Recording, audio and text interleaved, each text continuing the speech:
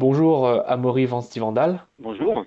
Vous êtes gérant de l'agence Guy Hockey Immobilier à Chambéry. Alors, cette période de confinement est extraordinaire aussi dans votre domaine, votre secteur d'activité. Comment ça se passe, vous, dans votre agence? Ça se passe doucement, très doucement, parce que nous avons dû fermer l'agence dès les premiers jours du confinement et renvoyer tout le personnel à leur domicile. La seule personne qui reste en activité aujourd'hui, c'est moi, qui, qui me suffit à moi-même, puisqu'on reçoit environ entre un et 2 appels par jour euh, de clients, mais puisque nous ne pouvons pas organiser de visite, que ce soit en vente ou en location, euh, c'est uniquement des demandes d'information et avec les réponses adéquates. Globalement, quel est l'impact du confinement sur le marché immobilier? Sur le marché immobilier, l'impact est total puisque les mesures imposées, et à juste titre hein, par le gouvernement, font que nous ne pouvons plus rencontrer la clientèle de manière physique.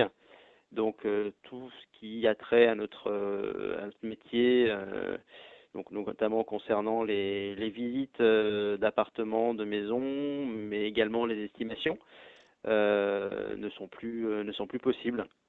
Donc aujourd'hui, notre activité est rendue à zéro. Mon activité principale aujourd'hui, moi, au sein de l'agence, c'est de gérer toute la partie administrative, notamment tout ce qui est relatif au chômage partiel pour les salariés. Bien évidemment encore de répondre aux quelques questions de certains clients et également bien sûr nos vendeurs et acquéreurs que nous suivons, qu'on continue à suivre, mais une seule personne suffit pour gérer le peu de flux que cela procure. L'impact, en fait, pour nous, il n'est pas aujourd'hui, il n'est pas immédiat. L'impact sera dans 3-4 mois, vu que nous, en fait, nos encaissements sont décalés sur 3-4 mois. Donc aujourd'hui, nous, on continue à encaisser les ventes qui ont été faites sur les mois de janvier et de février. Donc là, sur avril et sur mai, ça devrait normalement tenir. Le trou d'air qui va se passer, ce sera plutôt sur le mois de juillet et d'août, en admettant qu'il y ait quand même une reprise, hein, puisque en mars, sans faire de vente ni en mars ni en avril, vu qu'aujourd'hui c'est plus possible, nous notre rémunération, généralement on l'aperçoit 3 mois après, donc ce sera à ce moment-là que ça risque d'être d'être compliqué pour les agences qui n'ont pas les reins assez solides ou qui n'ont pas de trésorerie pour pouvoir justement assumer ce trou d'air, en tout cas ce trou dans les encaissements. Vous évoquiez les visites annulées. Est-ce qu'il y a des solutions qui sont prévues pour pallier à ce problème? J'entends peut-être des visites virtuelles. Oui, alors effectivement, nous avons pris l'option des visites virtuelles depuis de longue date, hein, puisque ça fait maintenant quasiment un an que nous effectuons des visites virtuelles avec du matériel de qualité, donc qui vous permet de totalement s'immerger dans la visite et dans l'appartement.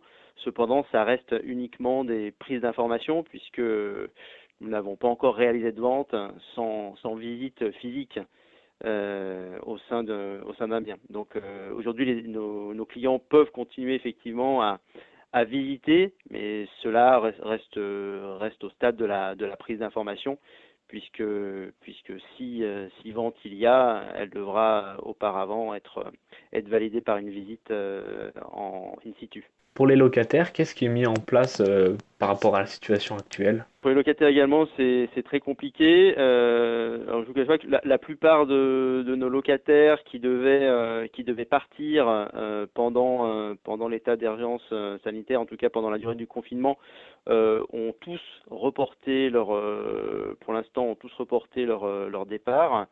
Donc ensuite, ça passait par la signature d'avenants avec l'accord bien évidemment du propriétaire si l'appartement n'était pas reloué. Donc pour l'instant, nous n'avons pas le cas qui s'est présenté, pardon. Et donc les locataires qui devaient partir sont restés en place.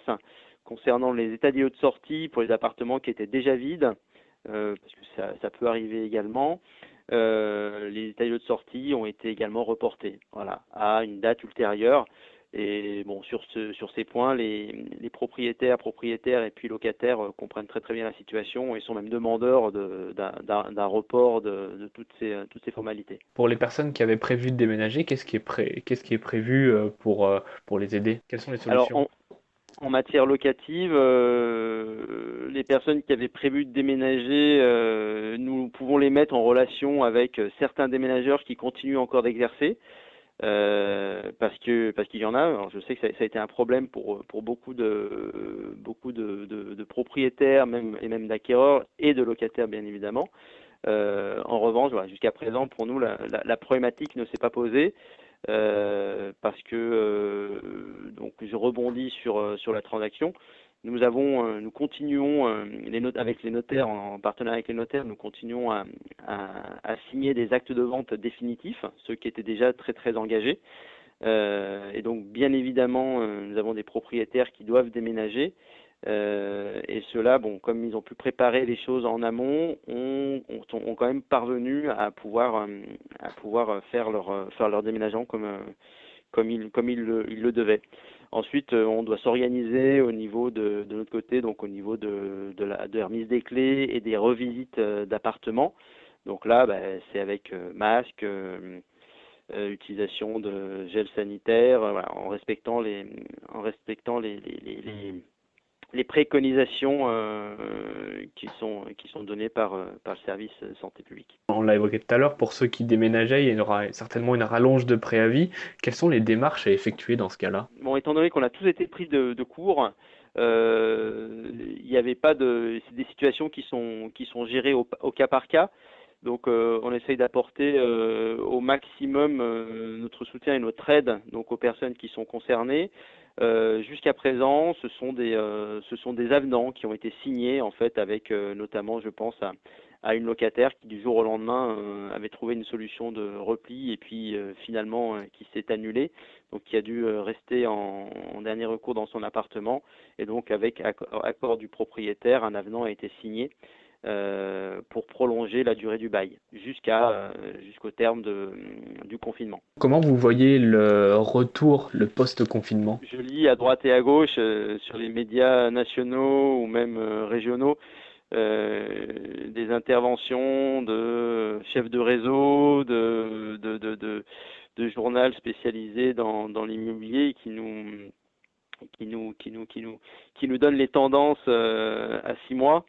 Et aujourd'hui, je serais bien incapable de pouvoir vous dire ce que sera le marché, ne serait-ce qu'à la fin du confinement. La seule chose qu'on peut dire, c'est que certainement que les gens ne vont pas ne se rueront pas, pardon, sur les nouveaux immédiatement après la sortie du confinement sur les achats immobiliers. Il y a peu de chance. De là à imaginer une baisse du prix, peut-être, pourquoi pas. Une hausse, il y a peu de chance. On était déjà sur un marché qui était plutôt élevé. Mais après discussion je discute avec beaucoup de confrères, alors pas forcément sur le secteur de Chambéry, mais sur le territoire, sur Rhône-Alpes en général. Euh, je suis peut-être le dernier optimiste. L'ensemble de mes confrères sont plutôt pessimistes quant à notre avenir immédiat et pour l'année 2020 en général. Mais si vous me reposez la question en 6 mois, je pourrais certainement vous répondre. Merci Monsieur Van Stevendal d'avoir répondu à nos questions. L'immobilier est un secteur qui n'est pas épargné. Merci à vous. Je vous en prie, merci. Au revoir.